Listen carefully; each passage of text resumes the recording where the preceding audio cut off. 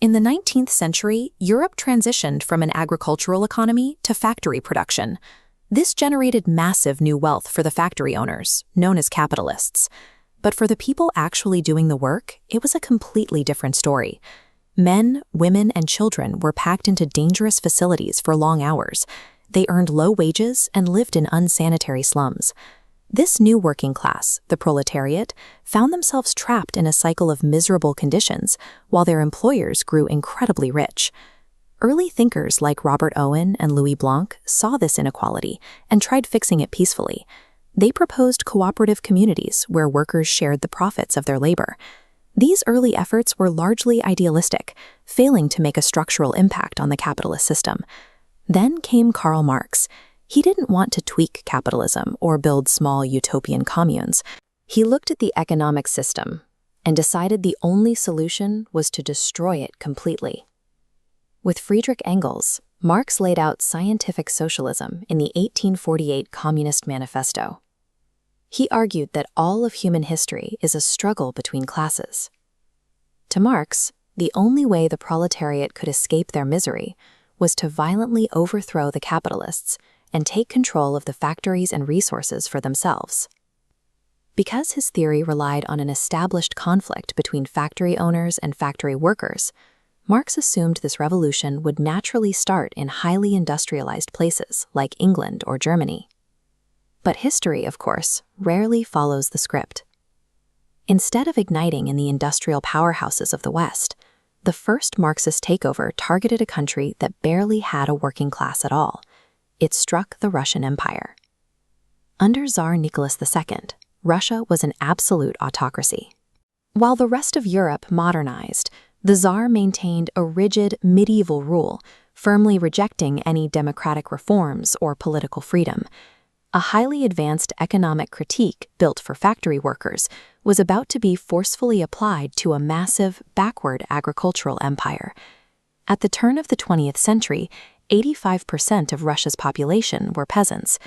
They had only recently been freed from serfdom and still lacked enough land to survive.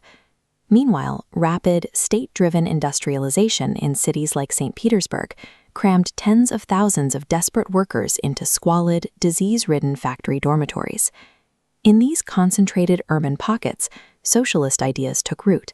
Underground study circles began distributing Marxist propaganda, leading to the formation of radical political factions, most notably the Bolsheviks. The tension snapped in January 1905. A peaceful procession of workers tried to submit a petition for better conditions to the Tsar. In response, the Tsar's soldiers leveled their rifles and fired directly into the unarmed crowd, killing hundreds. This massacre, which became known as Bloody Sunday, destroyed any remaining belief that the Tsar cared about his people. The government tried to regain control with minor concessions, but a few years later, a much larger crisis pushed the empire over the edge: World War I.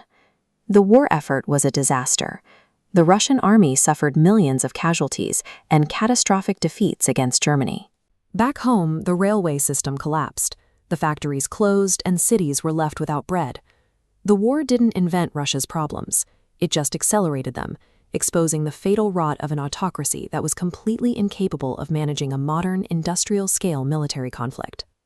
By February 1917, the system broke.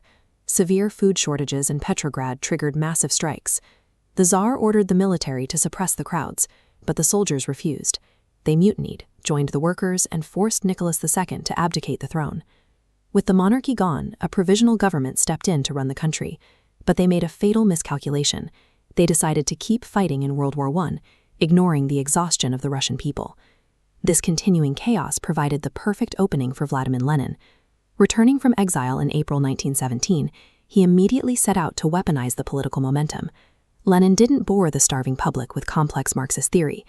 In a directive known as the April Theses, he offered exactly what they were begging for: peace with Germany, land for the peasants, and bread for the cities. Over the summer, Bolshevik influence grew. Then, in October, they struck. Unlike the spontaneous riots of February, this second revolution was a highly calculated armed insurrection designed by Lenin and his top military strategist, Leon Trotsky. Operating through a military revolutionary committee, Bolshevik troops systematically took over government buildings, post offices, and telegraph stations, eventually seizing the Winter Palace and arresting the provisional government's ministers. The contrast between the two uprisings is stark. The February Revolution was the natural, uncoordinated collapse of a dying empire. The October Revolution was a deliberate ideological hijacking by a small group of highly organized extremists. Once in power, Lenin had no intention of being a standard political leader.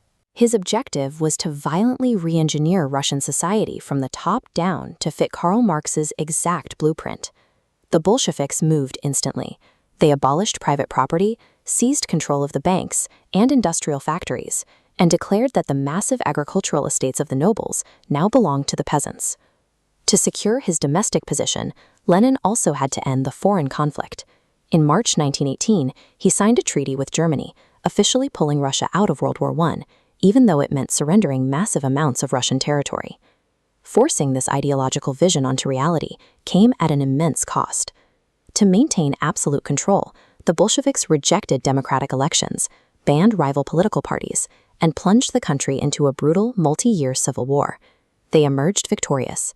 In December 1922, they officially formed the Union of Soviet Socialist Republics, cementing the first socialist state in history. The Russian Revolution demonstrated a terrifying reality of the modern era, a theoretical critique of economics when placed in the hands of ruthless pragmatists and forced upon a desperate society, possesses the power to permanently redraw the geopolitical map of the world.